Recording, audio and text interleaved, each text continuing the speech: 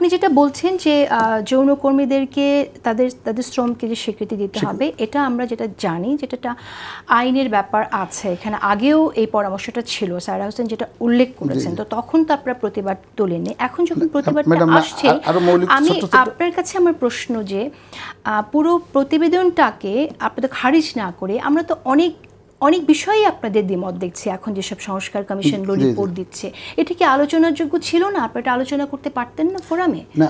আপনার যে জাতীয় ঐক্যমত কমিশন হয়েছে সেখানে তো আপনারা আপনাদের মত জানাতে পারতেন। আলোচনা বলতে যেমন ধরে ইতিপূর্বে যখন কোনো দলীয় সরকার চাপিয়ে দিতে চাইছে তখন কিন্তু আপত্তি করার সুযোগ ছিল, আর তাড়াহুড়ো করে এভাবেই যে করা হবে এই জন্য সবাই একযোগে বললেন যে এটা মানা যায় না।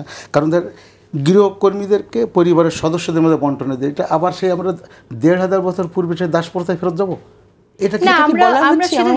খ্রিস্টপূর্ব ৩০-এ ফিরে যাই, খ্রিস্টপূর্ব ৩০০০-এ ফিরে যেতে পারি। তখন কিন্তু নারী প্রধান ছিলেন একটা পরিবারে। এই দেশে দাসপ্রথা কি তারা বলছো না, এটা তো একেবারে বিকৃত একটা ব্যাখ্যা। সেটা না, সেখানে কেন আমরা এই পয়েন্ট নিয়ে আসবো এখন আবার দাসপ্রথার দিকে? কারণ আমার গৃহকর্মীদেরকে সে মানে এক সময় ছিল যে যার মতন ব্যবহার করবে, ঠিক। এরপর এখানে বলা হচ্ছে যে সকল ধর্মের অভিন্ন পারিবারিক আইন, এটা কি সম্ভব? কেন সম্ভব না? অনেক দেশে আছে। আপনি তো এখানে বাংলাদেশে বসবাস করছেন, আপনার দলের অনেক লোকজন আছে বিদেশে বসবাস করে, যখন ওখানে থাকে তখন ওখানে অভিন্ন আইন থাকে, ওটা ওরা মানতে বাধ্য। না, অভিন্ন আইন থাকবে সেখানে। আপনার অনেক লোকজন ইউকেতে আছে না, যুক্তরাজ্যে আছে, ওখানে যখন থাকে তখন ওদের সিভিল লতে বিয়ে করতে হয়, ওখানে শারিয়াতে বিয়ে করার সুযোগ নাই।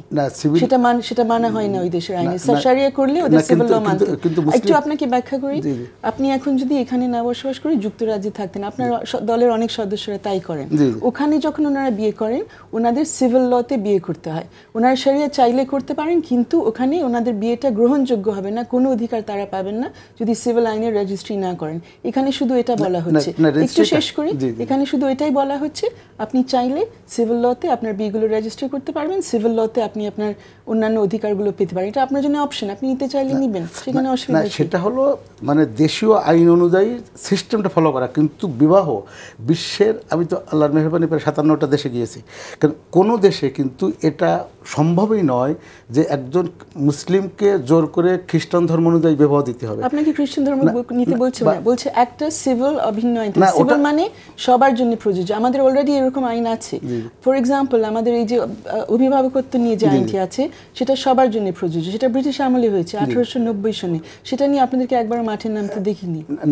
সেটা সবার জন্য আছে, অভিন্ন বলা আছে, অভিন্ন, সেখানে একদম অভিন্ন সবার জন্য।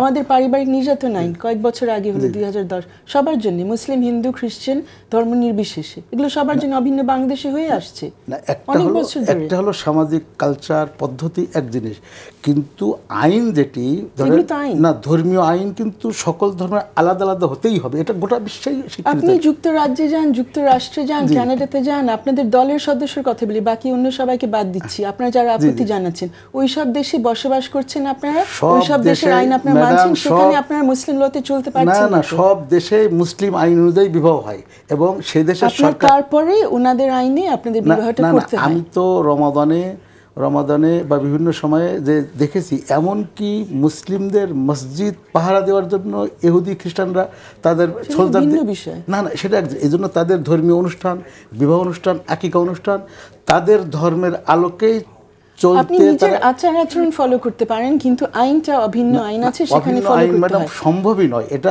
সেটা তো প্রচলিত বিভিন্ন দেশে, অবশ্যই প্রচলিত। আপনি ভুল তথ্য দিলে তো মুশকিল। আপনি যদি ব্যাখ্যা করেন, কারণ হলো আমি যদি ওই সমস্ত দেশে না যাইতাম এবং আমি যদি কোনো অনুষ্ঠানে যুক্ত না, আমি দেশে বসবাস করেছি যুক্তরাজ্যে, এবং আপনাকে আমি বলছি যে ওখানকার সিভিল ল সবার জন্য প্রযোজ্য। আপনি ওখানে হিন্দু লতে বিয়ে করতে পারবেন না, ধর্মের জন্য সেই সিভিল ল অনুযায়ী কিন্তু ইম্পসিবল বলে দেয় যে আপনার বিবাহ বিচ্ছেদ হলে কিভাবে হবে। হিন্দু লতে বিয়ে করতে পারবেন না লন্ডনে বসে, ঠিক আছে?